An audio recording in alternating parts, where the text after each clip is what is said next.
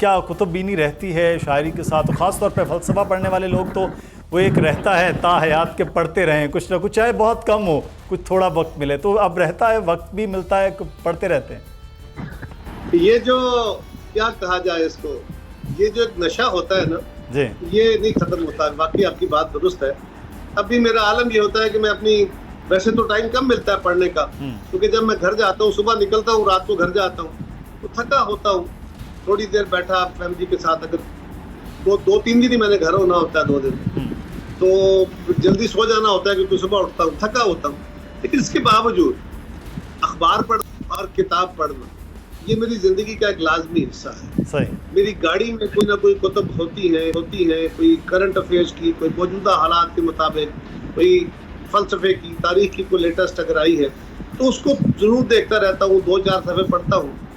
جس طرح کتاب کا مطالعہ کرنا چاہیے یکسوئی کے ساتھ، کہ آپ کتاب پڑھیں، اس کو سمجھیں، اس کے کوئی نوٹس لیں تاکہ وہ آپ کے ذہن نشین ہو۔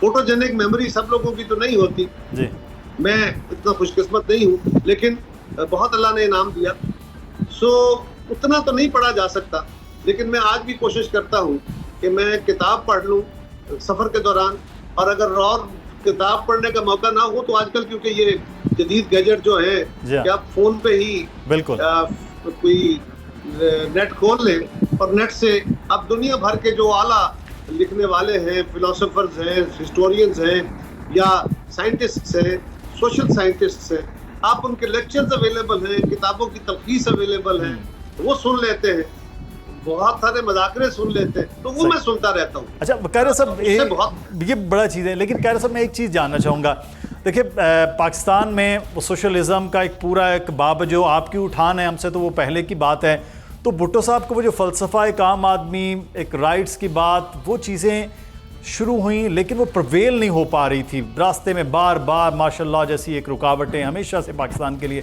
رہی ہیں، ہم کیوں اتنا مضبوط اس چیز کو، اس نظام کو نہیں کر پائے ہیں؟ دیکھیے دو طریقے ہوتے ہیں نا جی، ایک تو یہ ہے کہ آپ نے سوشلسٹ ریولوشن لانا ہے جس طرح سوویت یونین میں ہوا یا باقی دنیا کے اندر، ایک وہ انقلابات کے رستے ہیں کہ آپ سماجی تبدیلیاں کرتے ہیں، دوسرا تدریجی ارتقاء ہے کہ آپ ارتقائی عمل کے تحت، آپ ریفارمز کے تحت سماج کو بدلنا چاہتے ہیں۔ یہ دونوں طریقے دنیا میں بڑے مروج رائج ہوئے، اور پہلے والا طریقہ انفارچونیٹلی سوویت یونین میں ان کے اپنے جبر اور سٹالنزم کے بعد وہ خراب ہو گیا، اور وہ سکت نہ رہی۔ چین نے اس کو ریفارم کیا اور بہت اعلیٰ شکل میں آج بھی موجود ہے، دنیا کے کچھ اور ممالک میں بھی، بلکہ آج تو ویسٹ کے اندر، ایون اسکینڈینیویا میں یا یورپ میں یا ایون برطانیہ میں، وہاں پہ بھی سوشلزم کے ثمرات تو موجود ہیں۔ آج بھی اس نظام کے اندر سوشلسٹ فلسفی کو 50% سے زیادہ حصہ اس کا موجود ہے ان کے پورے نظام میں، لیکن ہمارے ہم پرابلم یہ ہوا کہ ہم ایک گروئنگ سوسائٹی ہے، اور یہاں پہ ہماری جماعتیں اتنی منظم نہیں ہو سکی، ایجوکیشن اتنی نہیں ہو سکی، ہم وہ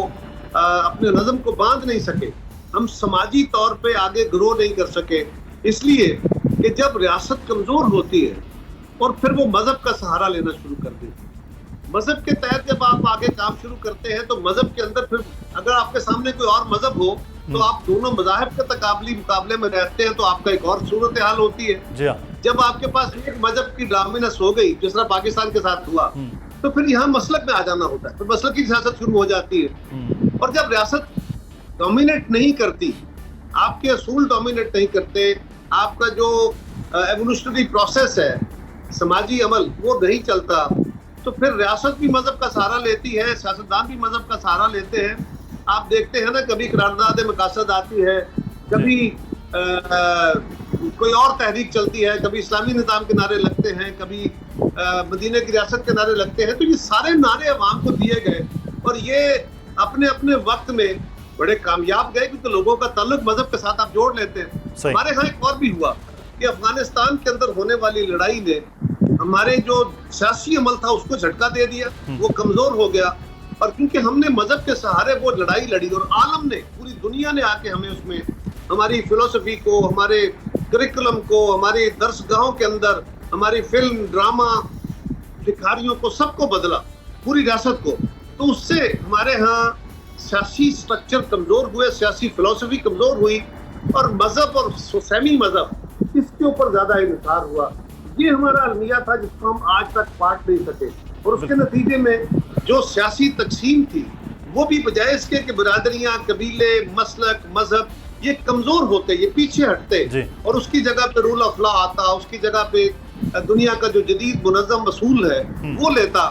ہم انفارچونیٹلی دنیا کے اس جدید اسلوب میں جہاں سوسائٹیاں گرو کی وہاں نظام نے سوسائٹی کو چینج نہیں کیا, سوسائٹی نے اپنے لیے نظام کھڑے کیے. ہم وہ نظام یہاں امپورٹ کر کے, ہماری خواہش یہ ہے کہ ہم صرف اس الیکٹورل پروسیس میں جو کہ جیلی سا ہے, ہمارے میجورٹی لوگوں کو نہیں پتا کہ وہ ووٹ کیوں دے رہے ہیں, انہیں نہیں پتا کہ ان کے ووٹ کی کیا قیمت ہے. ہماری بہت ساری, یہ میں کوئی تعصب کی بنیاد پہ نہیں کہہ رہا, مردوں کا بھی یہی عالم ہے اور عورتوں کا بہت زیادہ بڑی تعداد میں یہ عالم ہے کہ انہیں پتہ ہی نہیں ہے کہ ہم ووٹ کیوں ڈال رہے ہیں, کس کو ڈال رہے ہیں. لیکن ہم جس نظام کو چلانے کی کوشش کر رہے ہیں اس کو بھی پوری طرح چلنے نہیں دے رہے. یعنی ہم نے ایک اسٹرکچر کھڑا کیا ہے آئین کا, اس کے تحت بھی چلنے کو تیار نہیں ہے. نہ ہمارے ادارے چلتے ہیں, نہ ہماری عدالتیں چلتی ہیں, نہ ہماری حکومتیں چلتی ہیں. ہم سارے کوئی نہ کوئی بہانہ ڈھونڈ لیتے ہیں کہ یہ وجہ ہے, یہ وجہ. تو یہ بڑی وجہ ہے کہ ہم کسی یکسوئی کے ساتھ آگے نہیں بڑھ سکے, اور اس خطے کے اندر بڑی جنگوں نے ہمارے پورے سماجی اسٹرکچر کو جھنجھوڑ کے رکھ دیا. جو تھا نا صدیوں کا عمل, جس نے یہاں تک آ کے منتج ہونا تھا کہ ہم گریجولی جمہوری شناخت کی طرف جاتے, ہم سٹیٹس کو کے ذریعے واپس گئے. ہمارے ہاں مذہب کی جکڑ, ہمارے ہاں مسلک کی جکڑ, ہمارے ہاں برادریوں. خیر صاحب, کیا ہم اس وقت جو جس ماڈرن ایرا میں موجود ہیں, دنیا گلوبل ولیج سے بہت آگے چلی گئی ہے, چیٹ جی پی ٹی کی بات ہو رہی, ہم وہیں کھڑے ہیں, کیا ہم آگے بڑھ سکتے ہیں, ان چیزوں کو چینج کر سکتے ہیں کہ وہ نظام جس کا خواب ہو کہ جمہوریت کا نظام ہے, آئین اور رول آف لا, کیا ہم اس طرف آ سکتے ہیں؟ ابھی کوئی دیکھ رہے ہیں آپ مستقبل قریب؟ جس طرف آپ نے اشارہ کیا ہے نا, جو آج کا چیلنج ہے, کل کا نہیں ہے, آج کا چیلنج ہے دنیا میں, وہ آج ہے. بالکل ہمارے لیے ابھی وہ صدیاں آگے کھڑا ہے. ہمیں یوں لگ رہا ہے کہ جیسے ہم کوئی آئسولیشن میں بیٹھا ملک ہے اور ہم پہ اس کے اثرات نہیں ہوں گے. ہمیں اس کا ادراک ہی نہیں ہے کہ دنیا میں کیا ہو رہا ہے. میجورٹی آف دا پیپل, یہ جو آپ نے چیٹ بی ٹی کا نام دیا ہے, یہ تو میرے جیسے لوگوں کو بھی پوری طرح پتہ نہیں ہے کہ یہ کیا ہے اور اس کے کتنے بڑے اثرات آنے والے ہیں. جس دنیا میں یہ علم پیدا ہو رہے ہیں, جس دنیا میں اس علم کی بنیادیں اور اس علم کا سارا ذخیرہ ہے, وہ خود اس سے پریشان ہے کہ آئندہ آنے والے سالوں میں کیا ہوگا. دہائیوں میں نہیں, سالوں میں. وہ سمجھ رہے ہیں کہ ان کی ڈیموکریسیز کو چیلنج ہوگا, مذہب کو چیلنج ہوگا, اخلاقیات کو چیلنج ہوگا, سائنس کو چیلنج ہوگا, ریاستی ڈھانچوں کو چیلنج ہوگا. اور یہاں پہ جو پاپولسٹ گورنمنٹیں ہیں ہماری گروئنگ سوسائٹی میں, جو گرون اپ سوسائٹیز ہیں, جو ویسٹرن ڈیموکریسیز ہیں, لبرل ڈیموکریسیز, وہاں پہ بھی بہت بڑے بڑے چیلنجز آ گئے ہیں. تو ہمارے جیسے ملکوں میں تو اس جدید ٹیکنالوجی نے لوگوں کے پورے اوپینین کو کدھر لے کے جانا ہے, کتنے ہمارے کلیشز کھڑے کرنے ہیں, کتنے بحران پیدا کرنے ہیں, ہم اس کا اندازہ ہی نہیں ہے انفارچونیٹلی. اور نہ ہمارے لوگ اس کے لیے تیار ہو رہے ہیں. یہ آپ جیسے لوگ اگر میڈیا اس کو استعمال کرے اور ہمیں اس کی اویئرنیس آئے, یقیناً بہت بڑے چیلنجز ہیں. یہ ترقی یافتہ دنیا کے لیے بھی ہے اور ہمارے لیے تو ایک جہان ہے. اگر آپ کو یہ ویڈیو پسند آئی ہے تو سبسکرائب کیجئے اور بیل آئیکن کو پریس کیجئے. عید الاضحیٰ پر قربانی کے لیے احتیاطی تدابیر. قربانی کرتے وقت صفائی ستھرائی کا خاص خیال رکھیں. تجربہ کار شخص سے جانور ذبح کروائیں.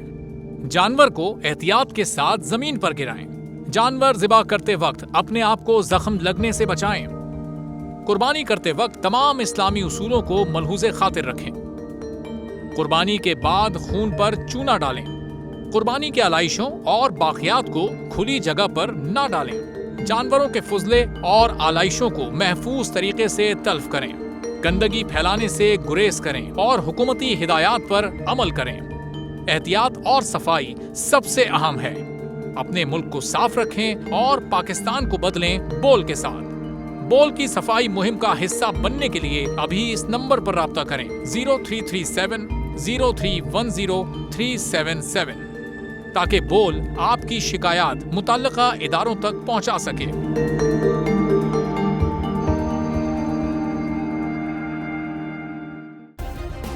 سبسکرائب کریں اور بیل دبائیں تاکہ کوئی خبر رہ نہ جائے.